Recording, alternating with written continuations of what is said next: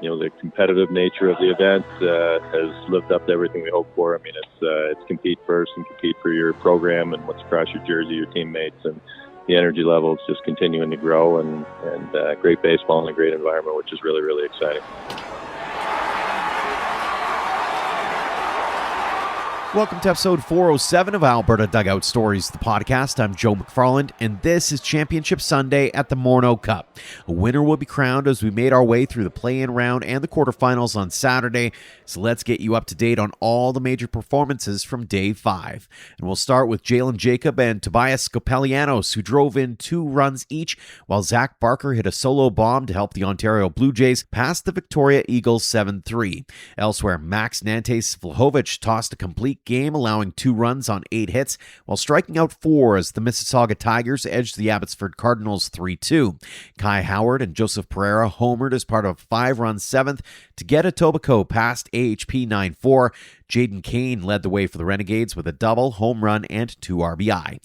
And Zach McDonald and Lucien Barker provided solid pitching with 4 strikeouts and got all the offense they needed in a 3-run third as Gulls Prep downed the Ontario Terriers 3-1.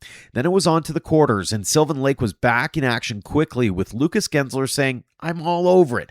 He threw 6 shutout innings, striking out 4, while Bo Anderson went 3 for 3 with a homer and 2 RBI as the Gulls blanked UBC 5-0. It was a Callum Anderson show for the Vauxhall Jets as they blanked OBJ 2-0. The young Calgary product threw a complete game 1-hitter, allowing 2 walks and striking out 6. Easton Katura scored both runs for Vauxhall. A second straight 3-2 victory for the Mississauga Tigers, this time against the Langley Blaze. Carter Solarian's RBI single in the 7th proved to be the winning run in that one. And Elsie LaRouche and Cam Gurla each had a pair of hits as Dawgs Black won a tight 5-2 decision over Etobicoke. The Rangers actually out-hit the Dogs 7-6 in the contest. So the road to Okotoks leads us to Championship Sunday, which will start with some rankings games. We'll see Atlantic Frontier take on the Ontario Cobras, while Team Sask battles DT Selects. Then it's on to the semis, where Vauxhall faces Gulls Prep at 11:30, and Dawgs Black takes on Mississauga at noon. The Morneau Cup Championship game is set for 4 p.m. You can catch all the action on HN Live, where we will start a special pregame show for the big game at 3:30 if you'd like to tune in to that. Now on to our guests, and we'll start with Baseball Canada men's national team's head coach and director, Greg Hamilton. He's been the busiest man in baseball business this week, seeing as many games as he can between the 2 ballparks. The Canadian Baseball Hall of Famer is nothing but smiles every time you see him, so you know things are going pretty well. I tracked him down for a quick phone call on Saturday to discuss his initial thoughts on the inaugural event, what he's seeing from the gameplay, and what could be next. Greg, welcome back to the show. Thanks so much for joining us. My pleasure. How are you feeling as we approach the end of the road to Okotoks in the Morneau Cup? Very, very happy with, obviously, the environment, a tremendous baseball environment. Obviously, it's Siemens Stadium in Tourmaline, and facilities are outstanding. The competitive nature of the event has lived up to everything we hoped for. I mean, it's compete first and compete for your program and what's across your jersey, your teammates, and the energy levels just continuing to grow, and great baseball and a great environment, which is really, really exciting. Has anything taken you by surprise as we've gone through over the last few days here? You know what? It's always difficult to set a high expectation, have it live up to that. And our expectations for this were high, and I think it's living up to it and exceeding it. It's continuing to show that there's it's just going to continue to grow, and we're really, really excited. I mean, the weather's been outstanding, so you need weather with baseball to kind of put a bow on everything and make it what you hopefully want it to be, because difficult if the weather doesn't cooperate, and it's done that on top of great competition and a whole lot of energy. It has to have been really gratifying too, in the sense that it's been a really competitive tournament. When you think about, like, one pool was 2-2 across the board as an example, or there are teams who were upsetting others that you thought, okay, well, they're going to actually go and whitewash this team, right? Like there's been a real level of compete and competition throughout this tournament. Yeah, absolutely. I mean, it's I say it's different when when there's a lot at stake and there's energy in a stadium and in stadiums, and a national championship is at stake, and teams and players care, and they care about the pride in their program, and they want to win, they are unselfish in trying to do that, and they celebrate teammates' successes even if they're having a tough day. And that's what it's. You just see the pride in each dugout every day, and it's just continuing to grow as we get deeper into the tournament. So it's again everything we hope for and then some, and we're looking forward to kind of running this through and seeing who can raise that Morneau Cup on Sunday. Mm-hmm. Take me into the mindset of someone who is also kind of looking at it through the eyes of recruitment, whether it be for junior national team or whether it be for helping identify guys down the line. Like, what's that been like from your perspective to kind of watch these kids, and what are you seeing out there?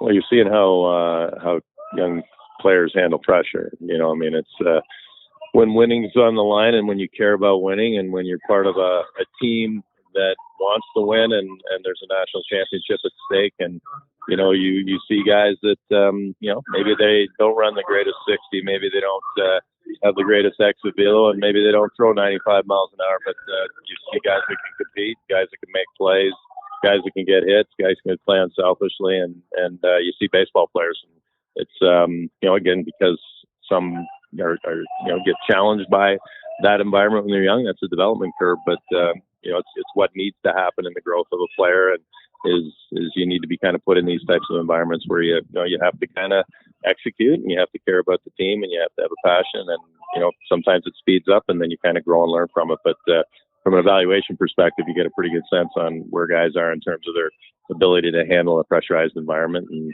a winning type environment.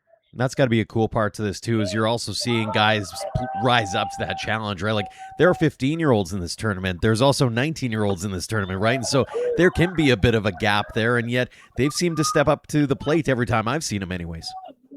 Yeah, they do. It's, again, you kind of have comfort in the fact that you're all pulling on the same rope when you do it this way, right? Nobody's here, obviously everybody has individual goals, but, if this was set up and obviously is playing out where it's about your team, about your club, about your program, and the pride that you have in it. So, everybody kind of, realizes, hey, I got to fit in and I got to contribute in any way possible. And, it's sometimes younger guys defy age, and they show that they're ready to handle things at a little bit higher level. Mm-hmm. How gratifying is it to see this all come to fruition? Especially, I know this has been a long couple of years here, a lot of conversations, a lot of phone calls, a lot of Zoom calls, all that kind of thing, to try to figure out, the format and try to figure out how this was all going to become a reality.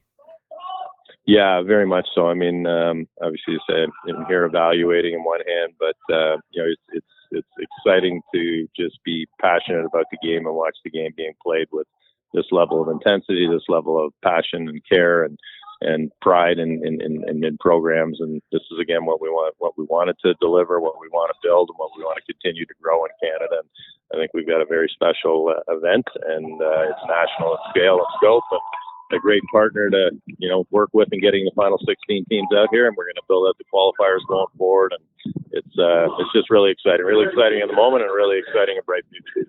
Speaking of that future, final question for you. It's got to be gratifying, too, knowing that you don't have to go back to the drawing board on this thing, right? Like, you're going to be back in Okotoks in a year's time. You just got to fine-tune a few things, right? Yeah, it's a little tweak here, a little tweak there, but the basic premise and concept has proven itself out and on the field, and that's the ultimate test for you may theorize in something and think that you've got something that could really be special, but until you actually go through it and roll it out, and you get kind of really on field firsthand look at it, which proof of concept is there, and now it's just time to grow and tweak and just make it even better. It has been a fantastic tournament, and looking forward to what Sunday brings. Greg, really appreciate the time. Thanks so much for joining us on the show again. Appreciate it, Joe. Thank you very much.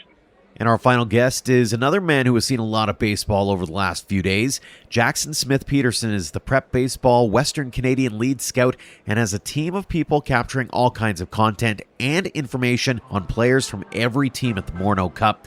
To say he's over the moon about how things have transpired over the last few days would probably be an understatement.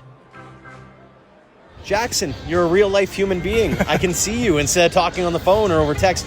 Great to see you. How has your time at the Road to Okotoks been? Well, great to see you too, Joe. It's been fantastic. We were saying as a staff that this is the best tournament that we've been to, and to have it here in Okotoks, hosted by the Dawgs.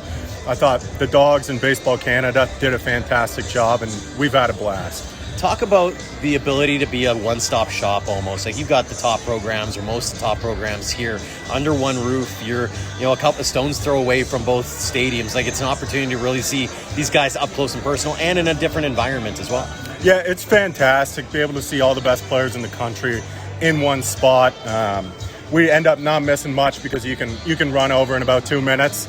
It's awesome having it all in one complex, and just being able to see these players compete for something super meaningful, as opposed to sometimes they're trying to show off for schools and scouts, which is fantastic as well. But seeing them compete for each other, their family, the name on the front as well as the name on the back has been a lot of fun. Mm-hmm. Is there something to be said about being more than in the analytics? Like, I know that's your guys' specialty, but at the same time, being able to put it out into the world through your guys' platforms is something else to boo, right? Like, showing people that, hey, this is a gamer who, walk as an example. Like, having that ability gives value to you guys, but also to the players. Yeah, absolutely. We're in on ball players, not just metric darlings. So seeing guys who can work quality at bats, steal bases, do the little things that help a team win a game. For example, Easton Couture laid down a sack bunt yesterday, and that's one of the best players in the country. So that was really cool. When you look at sort of the standings, when you look at some of the stat leaders as an example, maybe some of the metrics guys as you're looking around, has anything surprised you? Has anything really kind of like stood out to you as far as maybe some trends or some things that you can take back and go, yeah, that kind of proved a point? What didn't surprise me is LC LaRouche hitting 3 home runs, especially after the home run derby. There have been some under-the-radar teams and under-the-radar players that have really performed. The UBC Thunder come to mind. They came off to a really hot 2-0 start. And just the upsets and the players that come through in the big moments aren't necessarily the national team players or the ones you would expect, but they're the ball players that want to win for their team. Talk a little bit about the parity, because I think that there is sort of there's obviously the animosity piece, and people have been talking smack for years about, we got the best program. This is really shown. Like, we've got pools at 2-2 across the board. We have pools that are up for grabs kind of thing. Like, this has been anybody can win on any given day kind of thing. Yep, it's been really cool to see. Going into it thinking that one team's got a pretty good chance of winning, and it ends up the other way. Nobody finished undefeated. Correct me if I'm wrong. I just think it says a lot about the talent across the country, and that it's not always just the big programs. When obviously we've got a couple of days left before this thing is over, but how are you going to grade this thing? Or have you been able to figure that part out yet? Like, is this a winning formula? Is this something that has some things that need to improve? Or are you like, you know what, let's make this 25-year reunion in 25 years kind of thing? Well, I think it's been fantastic. I'm excited to see it grow and to see more programs across the country buy in, and really have the best of the best. The atmosphere put on by the Dogs, everything they've done, it's been really cool. We were talking, we don't know who else could do it right like this. So hats off to them in Baseball Canada. For sure. Obviously the big event, last question, the big event coming up on Sunday, the final. How excited are you to see who gets crowned, who gets the inaugural Morneau Cup? I'm really excited, and we've been discussing it as a staff, and we don't have a consensus. Nobody really knows. So excited to see who steps up and how it shakes out. For sure. Well, Jaxson, like I said, glad to finally be able to put a face to a name and see you in person. Thanks for coming down to Okotoks, and thanks for joining us here on the show. Awesome. Thank you, Joe. Thanks again to Greg Hamilton and Jaxson Smith Peterson for joining us this time around, and thanks to all of you for downloading and listening. If you like this or any other episode, drop us a rating and a review on your app to help spread the word about us. Of course, we'll have full coverage of the semis and the championship coming up on Monday's show. Then on Tuesday, we'll have a special episode dedicated to the WCBL All-Star Weekend in Saskatoon. The Home Run Derby and Bunt competition was held on Saturday, while a special announcement was made that Sylvan Lake will host the event in 2027. So we'll have more on that on our websites and shows in the days ahead. Before we go, a tip of the cap to our Platinum supporters, the Okotoks Dogs, for their generosity in helping us tell the game stories in our province. That helps us cover costs like web hosting fees and travel, as an example. Drop me a line anytime if you'd like to join our roster, or to see all of our tremendous teammates, head to albertadugoutstories.com/supporters. Until next time, thank you for all of your support online, on social, and on air of Alberta Dugout Stories.